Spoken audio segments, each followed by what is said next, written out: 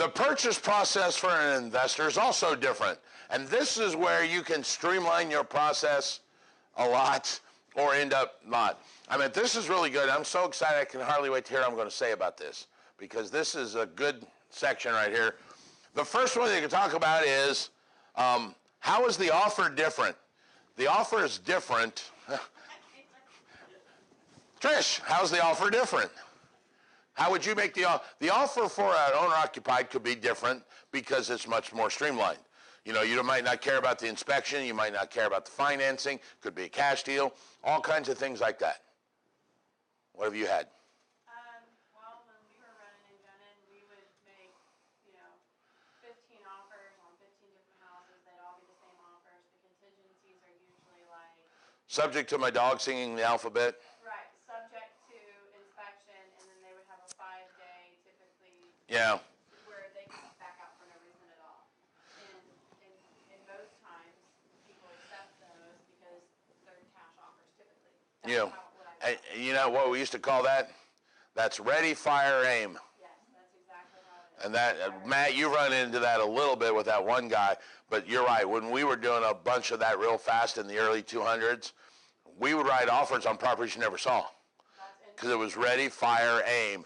We'd fire this, pull the trigger, write the offer, and then either throw it out with a contingency about an inspection, my partner liking it, the attorney approving the deal, the accountant doing something, and we'd write in so many contingencies. We used to call them weasel clauses.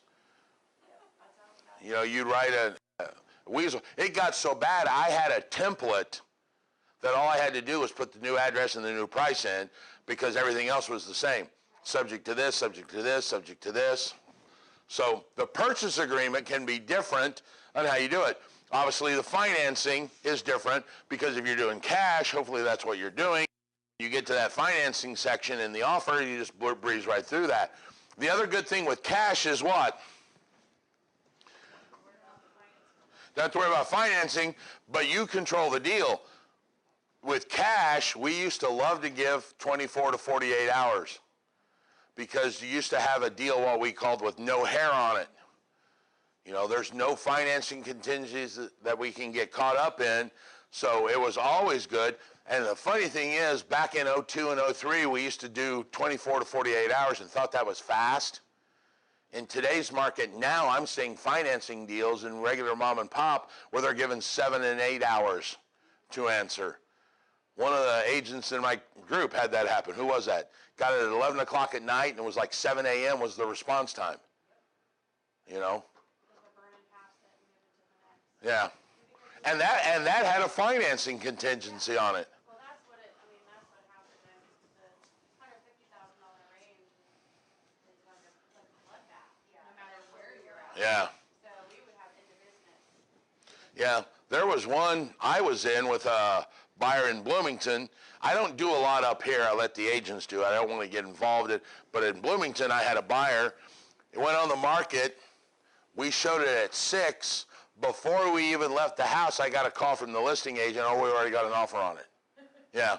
It was. You're really doing your seller a disservice as a selling agent. That's just my opinion. Ooh, we could get into that. Hey, you skipped over a section on options. That's, a lot of these people are going to fortune builders, So the section on options, yeah. Anyway, I mean, there's a lot of that going on right now. People go to these seminars, they watch this stuff on TV about buying your money down, going and getting money. Yeah.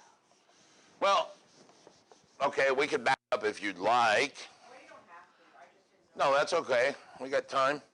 Let me do something here, though. See if we can go back to that. I just wanted you to kind of address, What an option is? well, I mean, do you have a lot of buyers coming to you now and expecting, because you'll see. Yeah, but an option truly isn't an offer. It's just a mechanism for an offer. Right, when we buy houses, like Simple Porters and people like that are out there now, do you know who I'm talking about? Yeah, I know. We Buy Ugly Homes, and 1-800-UGLY-HOMES is another one. What is it? Ugly Homes. Yeah, 1-800-UGLY-HOMES or something like that. But an option's just a mechanism. It doesn't have anything to do with the purchase agreement. And what I mean by that is you still got to write out a purchase agreement if it's cash or financing.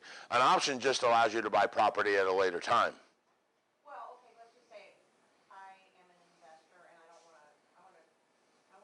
new investor, so I go out and this person wants to sell their house and they're, in trouble, they need the money. Okay, so I say, all right, I'm gonna go ahead and, put an option that I'm gonna buy this. No. Do not confuse a lease with an option. And you're talking lease option. An option, a pure option, is only the right to buy at a future time. It doesn't give you right to own the property or even occupy the property. That's in conjunction with a lease and an option. No, I can resell it before I own it by option, right? Yes. Okay. Okay, I thought you said bring someone in to live in it. The ability to a pure option, which we all call options, it's technically called a pure option, is the right to buy property at a future date on an agreed upon price now. The good thing that it does for an investor is it limits the downside on an investor for property, because you are not on the hook to buy in a scenario where all of a sudden you don't want to buy. Right. Options are good for speculation. If I hear Walmart's going to build over there in the Gander Mountain parking lot, let's say, so I'm going to option the land from the farmer, and I'm going to give him $1,000 today for the right to buy the property for 10 grand within the next year, and then all of a sudden somebody pops up and goes, hey, we want to buy that land at $20,000 an acre. I exercise my option, buy it for 10 and sell it for 20. All right? But if they say, oh, we were going to buy there, but we're not now, if I were under contract to buy, I would have to buy it for that $1 million. But with an option, I just walk away and lose my 1,000. So the good thing about an option is it limits the downside to a potential investor. And that's a good point, because that's a third type of investor, which is really just a speculator. He's guessing that the property is going to go up, so he's going to buy the right to buy the property. That's all an option is. Basically, you find somebody and you say, I'm going to buy your house for $80,000 in 15 days. And in that 15 days, you hurry up and try to find a buyer to buy the house. Yeah, with that, I've heard of this scenario, and well, these guys have license that do that. yeah, and they just got a guy out of Fort Wayne for doing that. You got to be real careful. You don't end up as the word dealer, which is what the IRA we talked about at the very beginning.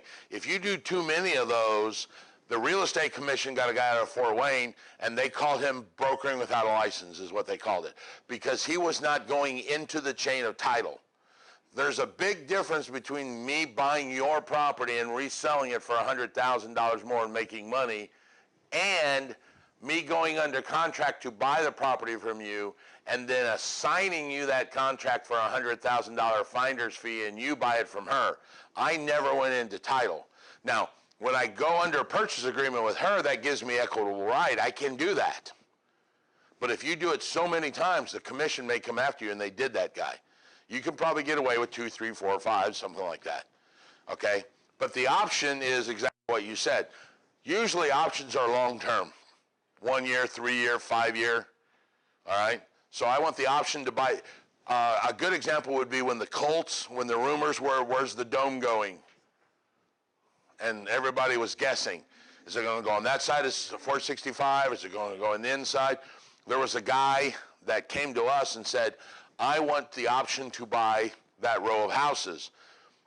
So he wanted us to go get options. But the kicker part was, he goes, I want an option on every house or none of them, because I can't have them on all but one, because that one could hold me up. And we couldn't get a couple of people to take the option. So he ended up not doing anything. But that was his whole speculation, was he thought the dome was going to come in there, and it literally did. He was right, but he wanted the option to buy their houses, and he was giving them like $70,000 each for the house. But he knew that he was going to turn right around and sell out to the city for whatever profit. So an option is a good way to, but it's not really a financing thing, per se. You guys start at the door like that, you make me paranoid because I think someone's coming in. And I no longer have a way out. I'm the one stuck back here. How about an inspection? Inspections are different for investors. The inspections sometimes aren't even used, especially if you get into that one type of investor that says, oh, I buy and rehab and reflip, and I know I'm going to spend 40 grand reflipping this, and I don't care if the plumbing's pulled out and the walls are whole, because I'm redoing everything, so there's no home inspection. All right? So that one investor that says, I'm a flipper, but he calls himself an investor, may not at all have an inspection. You may have an investor that is a landlord investor that wants it inspected because he wants to put a tenant in there, and he wants to keep his profit high by keeping his expenses low, so he wants the client or the seller client to fix everything before they move out so that he can move somebody in the next day and make money. A lot of them will buy and do the inspection, and instead of asking them to fix it, they'll ask them to reduce the purchase price. Well, here we go. I'm just telling you, that's Instead of fixing it, they reduce the purchase price. Sounds like a story I'm involved in right now, where I'm on the outside looking in. You're welcome. Thank you for bringing me that. I have somebody banking on the bank. They're like, we're not gonna get an inspection, but we'll see what the bank says needs to be fixed. So they're hoping that the appraiser says things need to be fixed. I've had the appraiser be the bad guy on the price, but I've never had the bad guy be the appraiser on the home inspection. Oh, I'm just saying, I'm sure, specifically if it's an FHA loan, they're going to come in and say, hey, we can't. Do what? I've had it on conventional. I'm actually closing on it on Monday.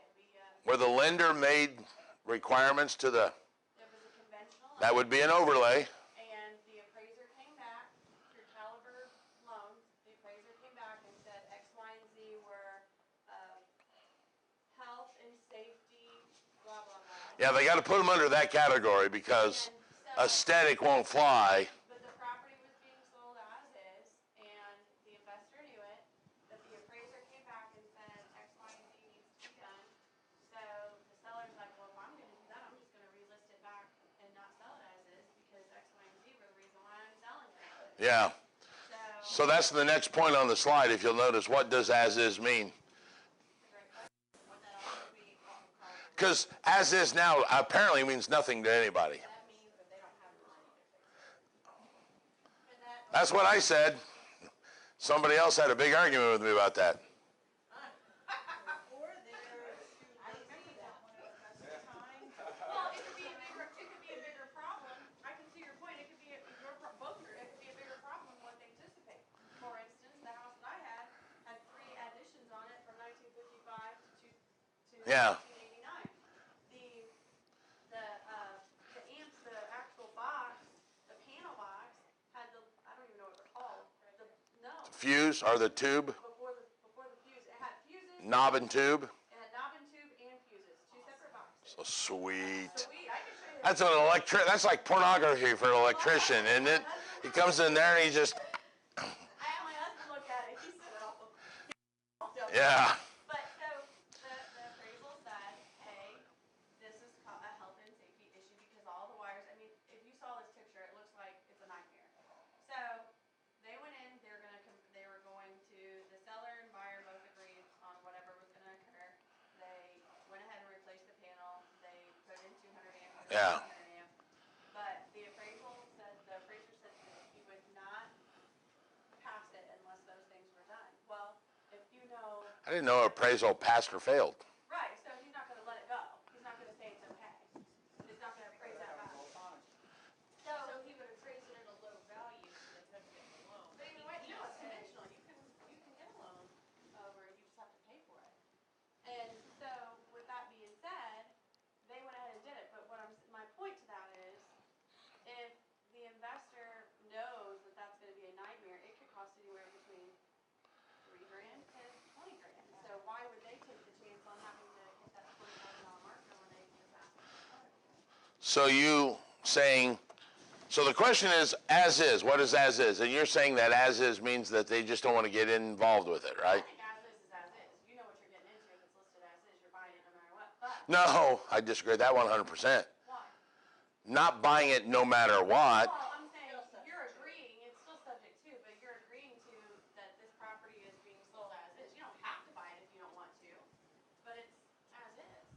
Let me tell you a story about a girl I'm talking to where they have a $60,000 property and 5,000, and the 5,000's coming off, and the idiot she's dealing with is trying to, first of all, change the price inside of an inspection response, you know.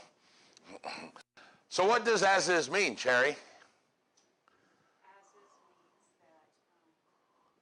means that it can be turned down by a loan. Could be turned down by a loan. It means that the seller is not willing to fix any of the problems with the property. It doesn't mean that I'm buying a pig in a poke. It doesn't mean that I can't have it inspected. Well, no, I You never heard of a pig in a poke, Renee? I didn't mean it like that. You never heard of that? When you buy something that you've never seen? That's called a pig in a poke. I don't even know what that's. Rick, you know that, right? You're old. That's why you know that.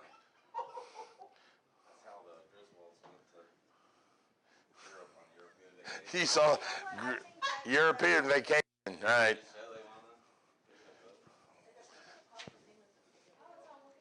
Pig in a yoke. No, ox go in a yoke.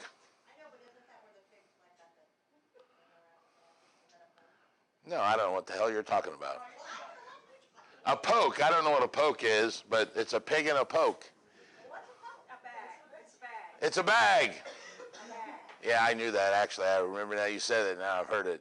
Yeah, because the pig's in the bag, and they used to say it was something else, and it could have been a skunk, so you're not buying a pig in a poke. You get to see what you're buying, and then decide if you want to buy it.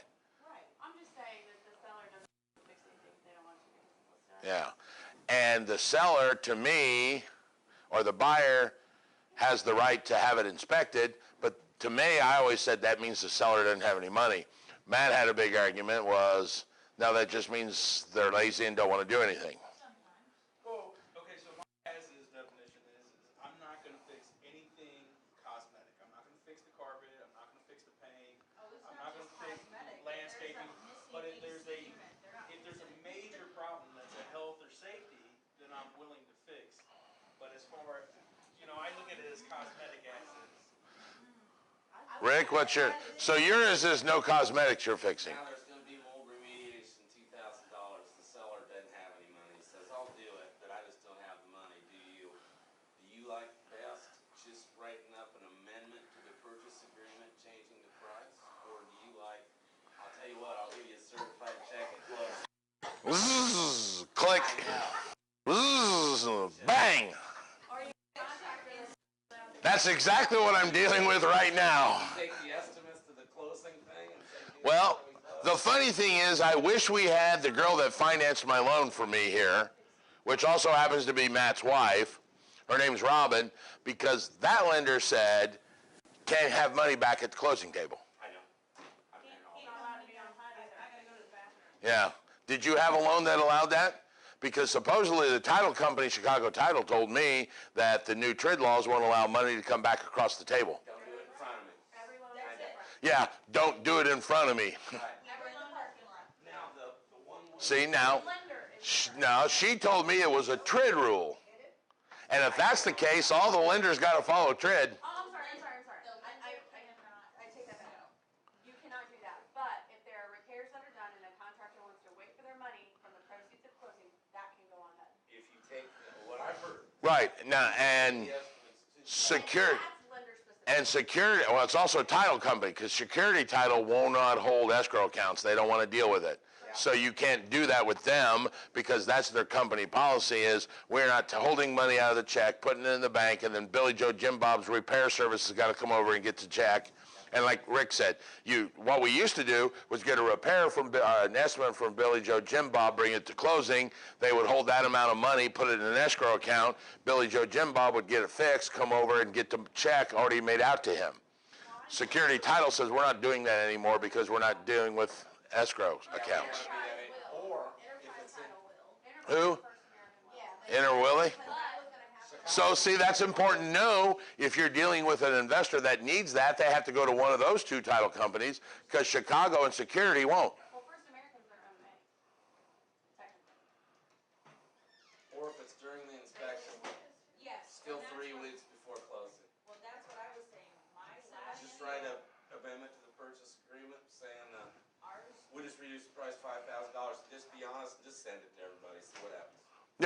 Here's the problem with that. What's the problem with reducing the purchase price? Yeah, looks like something's wrong with it. Changes financing. Changes financing. It also changes our commission that we're getting screwed out of. There's another point. But here's the other thing. Usually it's so minor, why worry about it? Because it could be it's the actual crux to their deal closing or not. Right. So what we do is, like, my husband's a contractor, and he does all that, so he'll do the work for, especially like my sellers, he'll do the work, and he sends the title, he sends in the title. Isn't that exactly what you guys are complaining? Not her, that's her deal, that ain't my deal. She's your agent. That's your deal. I know, but That's the exact thing that she's having trouble with, that the buyer's agent owns the contracting company, and they're wanting that money be cut to the buyers. no, he's not it's being sold as is, and he's not wanting to pay that price. He's wanting to pay a lesser price, and he was. I think you might want to talk to your agent, because that's not the emails I'm getting. No, and that, he doesn't, that's what it is. It's all right here, I just read through it all on the way here. Okay, But yeah. apparently I can't read. Do what? Yes. Somewhere in one of those, it said something about the buyer's agent The buyer's agent, the buyer is the agent. is also owns the contracting company, and you want it to go to him, and he wants the $5,000 to go back, or the original $6,000 to go to his contracting company for the repairs. Off the open statement. I'll be honest with you, I don't know. So if you do this enough time before closing, I think you can do that. Well, It ain't done. the lender won't let it. The lender won't let it because they won't let. Agent to say for closing points and costs, closing costs. Yeah. Yeah, they want you to use it if you haven't got closing costs, yeah, I think that's a no-brainer, they'll do that, but It's not a no-brainer because they wouldn't do that one either. really, if you've already got up to 3,500 in closing costs, See- then you're back where you started. Well, the other problem with taking it off the purchase price that we haven't even got to yet is that means that taking off the purchase price lowers the loan amount, and now the buyer actually has to come out of that money with his pocket. If he was trying to finance some of that rehab with his loan, yeah, I'm just even talking on a regular deal. yeah. This is an investor class, Rick. Well, investments, I mean, that's, if you, but that's what a lot of cash fund company investors will do because they have their own contractors. Yeah. In general, on an investment property, or in any property, I guess. Isn't all property pretty much sold as is? I mean, you have a choice of whether you want to fix it regardless, right? I think it is just more of a disclosure though, right? It's more of a closure to I don't get in the scenario I'm talking about. This guy is and then ask for repairs. We have two separate as-is deals. Ours came back because the appraiser came back and said, hey, listen, you put that there could be possible hazard if you step out on this deck because the railing's loose. And I put it in the terminology because I disclosed it as an agent to the other agent. So the appraisal came back and said, you had this on there, you need to have this checked because it's health and safety. It's an upstairs deck. So the second thing was because of the electricity, the house, because of set fire or whatever, and that's not conducive to a loan. That was a health and safety issue, and then a microbial substance in the basement. So that's why, so then they came back and said, these need to be fixed or you're not even gonna be able to close on the loan, period. I tell everybody that. If the appraiser says it has to be fixed, it has to be fixed. There's no other way around it. Right. Inspection's one thing. Unless you go with another appraiser, which is exactly what your client did. Trying to do. But then for a seller, even if it's on an investment standpoint or not, so the seller is basically had the house, they've let it appreciate, it's in a great area, they know that the house will sell for really good money. They're like, okay, well, if we're gonna fix these as-is issues, we'll turn around and sell it and make more money Right. on the front side. So, Yeah, there's a lot of reasoning as to all as is to me, and Matt, you're right. Ultimately, I can decide what I'm going to fix and what I'm not going to fix, even if it's on the appraisal. Because my ultimate answer could be, well, then screw you guys, I'm not selling it, which I could do. But as is more of a disclosure to allow the buyer to know that I am not going to fix anything. And that goes back to why my judgment was that probably means they do not have the money to fix anything. Not that they're not willing to, or that because that's true, inherently true with all deals. It's just that we can't afford to fix $3,000 worth of so-and-so. So what they end up doing is knocking it off the price, but then you run into the problem we just talked about. That lowers the loan value, and now those $5,000 in repairs, which you were rolling into the loan if the seller did it, now the buyer has to come out of pocket for it. And that may not be what he wants to do. The closing process is also different with the investor. A lot of times investors will close in escrow, especially out of state. We've got out of the country investors where they wired money from Israel and they wired all the documents over to her. She signed them over there in Israel, sent them back, and then they closed to the seller was in California. They wired him in California. So one of our agents, Brent, had a closing on a Friday where neither party attended. I said, okay, by definition, how do you have a closing with nobody there? That seems impossible. They said, yeah, they wired documents in different directions, and he funded it and picked his money up on the next Monday. But I'm like, that makes no sense. How can you have a closing with nobody showing up? I mean, the only thing they have to sign, like a seller for any point is at the closing would be the sign at closing, the sales disclosures. Other than that, everything else can be signed as long as, especially if you have a Yeah. signature and everything. Power of attorney signatures, that's used a lot. Yeah. I've signed many a power of attorney investors as the seller. Most buyers, they won't let you sign power of attorney because lenders want that real signature on the hook, not that POA. So I've signed several different times for my investor sellers, but never have I signed yet for a buyer. I did when they buy cash. If they buy cash, that would make more sense. Unless they're closing on, I had Enterprise tell me that if the investor is a buyer and you're signing his POA, but the seller is financing another property and they're using the money from that, sometimes that particular lender that they're using on their next transaction wants to make sure that that money is legit or something. I don't know anything about that. I don't know how the lender on deal number 2 can dictate lending on deal number 1. Yeah. But I believe what you're saying. You also got corporate partnerships and LLCs and all that. Just remember, when you deal with entities closing, they can't sign. Your investor has to have a document recorded that says Raymond can sign for Real Estate Monkey LLC. It's a funny document. I wrote a document as the secretary of my corporation that gave the president, i.e. Raymond, the power to sign the documents, and then I signed that document. But that's what the title company wanted, so I could buy property in the corporate name. All right? So there's all those differences. Now, there's one more. We're going to keep going here real quick. You guys heard of the cooling off period? HUD has cooling off periods. Now banks are putting them in there to keep the investors from reselling the property right away. Very common. HUD, owner occupied, you got to live in it before you can resell it, or if you do, you have to give the money back, and they're not playing with that. It's a $250,000 fine, I think. I've got it in here. It's $250,000 fine and possible jail time. If you profit on the sale of a HUD home within 1 year of you buying it of so much money. Any investor that buys a HUD can't sell. Well, first of all, an investor wouldn't buy a HUD because HUD don't sell to investors. I'm sorry, I misspoke. Yeah, you're right. I was thinking of the FHA financing. After so long, Yeah. it opens to investors. Yeah, after so long. Yeah, you can't make so much money on the resale. It's cool. It's called a cooling off period on the HUD. All right. Now, in times when it was really bad here in 2009, Trish, you were in here during that. Terry, you were. I think Marion County had a waiver on that stipulation because there were so many in here that they waived the cooling off period for us. Especially Center Township, right? Yeah. Yeah.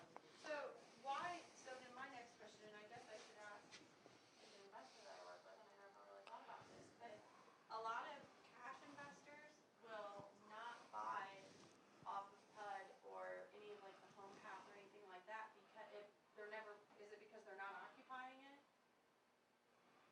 Well, yeah, and then they come with this cooling off period about reselling it.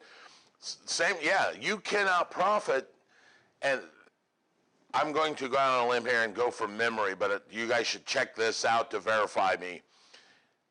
Like in the first 6 months, you can only make a 10% profit. In a year, if it's more than 100% profit, you have to be able to justify the price and money you put into it. So they're called cooling off periods. So a lot of investors don't want to do it because they know they're getting a good deal. They're going to buy it for 20, put 20 in it, turn around and sell it for 600. Or I just made that. Does that matter? Well, no, rent it because it's still owned. You can't sell it. You can't resell a HUD within a year. Then why would they want to stay away from it? Because they're not occupying it? They're probably, or not going to rent it. They're going to rehab it and flip it. Once again, they're calling themselves an investor. No, they talking about my investors that I work with. Option to sell it, and if. Are they going, I don't know, they're your investors. You tell me, are they landlords or are they flippers? They're landlords, but that's what I'm saying. I mean, they have strict guidelines that they have to go by, but they wouldn't touch anything that's on HUD or. Well, that's, you're missing something in here. I don't know what you're saying. I don't know why they would. Maybe that's just an internal document. They don't want to deal with HUD. But you cannot resell a HUD home. So you go in and buy it and you resell it. There are certain rules about how much you can make and how much you can profit. And I think I wrote them down there. If it's sold within 91 to 180 days and you profit more than 100% of the price, you have to be able to show how you did that. Because here's another thing, and we're getting into a long audio version here. I used to do a lot of speaking for investors. I went to Ohio and was talking about flippers, flipping houses. They were like squirming in their seats the whole time I'm talking. And when I got done, I was off stage. I was talking to somebody, like, what the heck's going on? They're like, you were talking about flipping. I'm like, yeah, flipping's illegal. I'm like, wait a minute, what are you talking about? In Ohio, for some reason, they had this justification that flipping meant buying a property and artificially inflating the value to resell it to someone else without doing any rehab. Whereas I call flipping somebody that comes in, adds value, and then resells it. They said, oh, no, those are called rehabbers. I'm like, oh, we call them flippers. And they, no, flipping's illegal. So they had a whole different definition over there. And that's what this is trying to say. You cannot buy a HUD home, resell it without validating that you did something to it at a certain price, because if you do above it, you have to justify. That way you didn't collude with the appraiser to knock that property down to $10,000 and resell it for $800. If you bought it for 20 and you want to sell it above 40, you got to be able to show that I put 20,000. Here's receipts from Home Depot and things like that. I got 50 grand in new hardware. That's called a cooling off period. REOs are going to that now too. We had an REO that one of my clients bought, the investor client. They put a deed restriction that said he couldn't resell it for 6 months. And that was that our banks are doing that now to eliminate that artificial inflating or the manipulation of the appraiser to get a low value. He couldn't even take an offer within 6 months. You have to wait till the 6 months was over before you could take an offer on it. So there are some cooling off periods you need to worry about. That's the end of that chapter.